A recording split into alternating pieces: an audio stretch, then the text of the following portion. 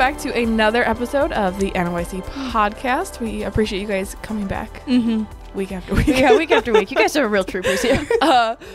So we've been talking about crowns this month, and we don't have our crowns. We don't. Josh took our crowns. I feel like he was jealous. Kind of goes with what we're talking about today, actually. But anyway, I don't know about you guys or you, but this week I really evaluated my time and the crowns that I'm working towards. I just kind of like whenever I would maybe start thinking of myself or working towards like just whatever I want, I'm like, you know what could I really do with my time that's for the right crowns, you know, and just evaluated my time this week. So we've talked about the types of crowns we should be working towards and different things, but now what? Yeah. Now that you know what crowns. Now that we've talked, what do we do now? And that's how I felt when studying for this podcast. I was like, what do we talk about now? What is now? So back in 2015, if you were born then, most of our viewers were born by then, but like Kason was born in 2015. Yeah. Even if you weren't watching, which I wasn't, but all of us heard of a little bit of an oops that Steve Harvey had when he crowned the wrong Miss Universe. It's fine. I didn't watch the whole thing. It's not like anybody's seen it or anything. Yeah, I'm sure it was fine. I never watched the whole thing, but I think everyone had to go watch that one little clip of the wrong name. And his terror that was entertaining for all of us. Like, it's not just, like, we've had, like, name mix-ups at camp. Yeah. Like, the announcements, but, like, that's, like, 300 people. Now you're talking about, like, Miss Universe. Right. Like, and it was, like, that's, like, Miss Universe. Yeah. Like, of all things. Yeah. I feel for the girl who was crowned wrongly. Yeah. You know, she spent all of this time, all this money, and she was like, oh, it was worth it. It was so worth it. And then, it wasn't. It just all got taken away from her just like that. Yep. You know, that's very sad. But thinking of the past episodes and the different crowns we tend to try to achieve while living on this earth, though they might not be physically taken from us, Steve Harvey, like we talked last week, they don't hold value long. So sooner or later, they'll just turn into crunchy, crusty, corruptible crowns. I had to look that up because honestly I didn't know how many. You kept on saying it so fast. I'm like, I don't even know which words you're saying. I had to read the email. That trophy you work so hard for, a bunch of other people have one just like it who won before you or who's going to win after you. And that house you work so hard to get and maybe renovate or whatever, it's going to need more work. Yeah. It's going to belong to someone else or it's going to burn. Yep. If you missed our past episodes, there was 2 more before this about crowns. I encourage you to go back and to listen to them. So we get it. Don't be on the hamster wheel. Set your eyes on things that are eternal value. Now what? What good do our crowns do for us while we're here on this earth? Because I think that like we're like, yeah, we get crowns in heaven. Yeah. But like, what about now? We're all about the here and now. Like, right. What does this gain us now? Exactly. So I've had a period of my life where I was more focused on earthly crowns. Wanted to make more money. Wanted that big, beautiful house, that perfect marriage, perfect kids, focusing on what others thought of me and the crowns I could earn to impress them. Yeah. I never got any of those things. I was just left searching and wanting. And even if I had gotten that big, beautiful house or had the perfect family or made tons of money, you know how I'd feel? You want more? I'd want a bigger house. I'd want more money and et cetera. You're going to always want. Yeah. And so earthly crowns leave us feeling empty and wanting more. What I've learned from shifting my perspective to eternal crowns is a hope. When I started focusing more on sharing Jesus with my kids daily instead of making them look like they were perfect children from the outside, I found such a joy and a peace in being with my kids and motherhood in general. Getting to share my Jesus with my kids is one of the greatest things I get to do, and I'm so blessed that I get to do that daily. When I started to be more involved in the NYC, it was not what I wanted to do at all. I didn't want to. But God has done like amazing. Literally anything else. I have to vacation that week. I don't know. I'm good. I don't want to vacation that week. It's mandatory. But God has done amazing things in my life spiritually by using me to help other kids get to know my Jesus. And when we shift our focus, we get contentment and peace and joy and hope. These things, the world, or even Steve Harvey, can't take from us. Revelations 3:11 says, "Behold, I come quickly. Hold that fast which thou hast, that no man can take thy crown." The crowns that we're talking about this week, that we've spent a whole month talking about and that we should be working towards are ours. No one thing, no thing, nothing can take them. No matter how crazy the world gets, no matter what mandates are out there, no matter what sicknesses or diseases, no matter who you are or where you are, no man can take thy crown. There's such a, I don't know how to explain it. I guess the things that I always heard growing up, the older people say, I get now, but, you know, like, that's mine. And like, that's something that I really struggle with. I felt like my relationship with God was really, you know, what did, you know, my dad or my grandparents or the spiritual leaders in the church or whoever, like, what are they expecting of me?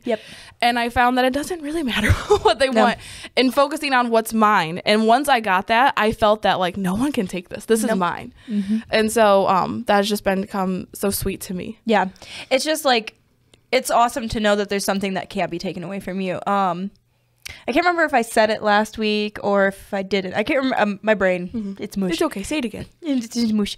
But there was a song that I listened to, and it said, they can take your life, but they can't take what you believe in. And so, like, someone can physically take your life. That's whatever. But they're never going to be able to take away what you believe in and what you believe in Jesus and God. And that hope and that contentment, that peace that you have, they can't take that. No matter how hard they try, no matter they want to, they can't. They can't touch it.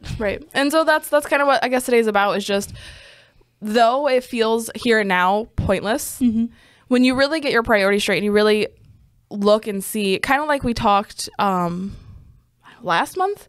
I don't remember what month it was now. They all just run together after a while. But the things that God gave us, I guess it was maybe November, not tangible things. But the things that God has given us, those are ours to keep. And so that's what we're working towards. When you start building your crowns for heaven's sake and you're setting your eyes on eternal, then you will receive things that the world can't take from you, and those things become what's precious to you in life. And that's what our goal is for this podcast series, is for you guys to see and focus on what does really matter and what does last. And if you get your sights set on the right thing, you will see the benefits here and now, not just later. Well, I think that's the thing, is I think it's at first things become, they're like a chore, you know what I mean? Like, because the things that you have to do in order to gain these crowns aren't things that the flesh wants. They don't want to sit down and read the Bible. They don't want to sit down and pray. I don't want to go to bed at 12 and get up at 4 a.m. and nobody wants youth camp. Nobody wants to do that. I might want to drive with a pool on top of my head across the campground. I might want to do that. But like, those things, you're never going to want to do them on your own. And I think that's the problem, is a lot of Christians get this thing of, I need to be better because I don't want to do these things, but other Christians want to do these things. They didn't want to do it either. You have to have that desire instilled in you by God. You can't just want to do these things. He'll give you the desire, but even if you don't want to do it, like camp, we started out just being minions, doing this stuff here, and not really doing a whole lot once we got to camp. Well, I was still a camper. So we slowly got old enough where we were allowed to be off teams, and like we just kind of slowly worked our way to where we are. But I think we both were just like, we good? Like, you go up there, you do your thing, and we don't want to do anything. Even at camp, like, I didn't want, like, let me like go before everyone and like set stuff up and then disappear. That's my thing. But let me have an underground tunnel so I can get these things done without seeing. That's a good idea. Josh, we have to talk to you about that later. Plans. That way it won't take all day to set 5 stakes out.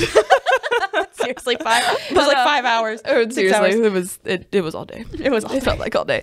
But so though we don't have the desire or the want to do those things, God can give us the desire. But even in things that are very much against what our flesh wants, we can still have joy in them. Oh yeah, you know. And I think that that's such a God thing, that you could take something that like you were like, no, I don't want to do that, and then find joy in it. You know. I think that's and I think that's the thing too, is God gives you those things at that moment. Do you know what I mean? Like, it's kind of like the whole thing of when people talk about, I don't know how I would like weather something. So like, they didn't know, like, if they lost a family member, how that person's handling it, because they would never, just the same way he gives you peace when you need it, he gives you joy when you need it too. So like, right now, thinking about it, like, it was fun for us to do the stakes for 6 hours. I don't know if I'd call it fun. But like, if you told someone the actual thing that you had to do and you had no emotions behind it, you just told them what you had to do for how long, they're gonna be like, that does not sound like fun. Do you know what I mean? Like, they're not going to understand it, but you found it fun because that's what God gave you at that moment. And that's something that people have to understand, is those aren't things that are just naturally in us. Right. We have to learn those things, and we have to obtain those from God. And I think that's where people get wrong with the crowns, is that if I try harder, it's not try harder. It's get closer to God, and God will give you those things. Well, that's what we're learning in Sunday school too. It's about first emptying yourself. You have to get rid of yourself, of your wants and your flesh. Then you'll pick up his wants and his desires. And then you can have joy in them, because his wants and desires became your wants and desires, because you're no longer giving yourself what you want. Yep. It's like one giant big circle of it all works together. Plan. Yeah. And then if you try to skip one step, then it all goes. Yeah, not a good idea. Not a Don't good do idea. that. So the charge up challenge for today is to take a piece of paper and draw a crown shape and then cut it out. This is very, very campy. It's very camp-esque. On that crown, you're going to cut out, on the crown cutout, you're going to make a list of things in life which are eternally investing in. It could be attending church, reading your Bible, or volunteering in a ministry. Then take the crown, cut out, and post it in a place where you will see it every single day. It could be your fridge, your car, your vanity mirror, wherever. Every day when you look at that crown, consider these things that are really matter. These things that really matter. They are things that cannot and will not ever be taken. So maybe, you lose your job, or things of the earth kind of start falling away. You can go back to that list and see these things cannot be taken away from you. I recommend the fridge. You probably go there more often than you realize. Multiple times a day, especially if you work from home, Now I'm speaking from experience. Thank you, Josh, for the charge up challenge. Today's considerable quote comes from Martin Luther, and it says, "They gave our master a crown of thorns. Why do we hope for a crown of roses?" And today's featured content is Crowns by Hillsong. Yeah. So, do you have anything? No, I think that's pretty good. Nice little bow on top. Little We're bow, good. Not like one of us did it, because neither one of us can make bows, but like Josh did. We get like the store bought bows and just glue it on top. Yeah, that's how we do. And it looks good. Yeah, can't even tell unless Josh comes and picks it off. I'm like, you didn't make this. No. It's fine. He doesn't need to know. Don't tell him our secrets. He'll kick us out. No, he won't. Tell him our secrets. Yeah, tell him all of our secrets. All right, guys. Well, thanks for listening, and we hope to see you next week. And keep on catching your crowns. So, all right, bye.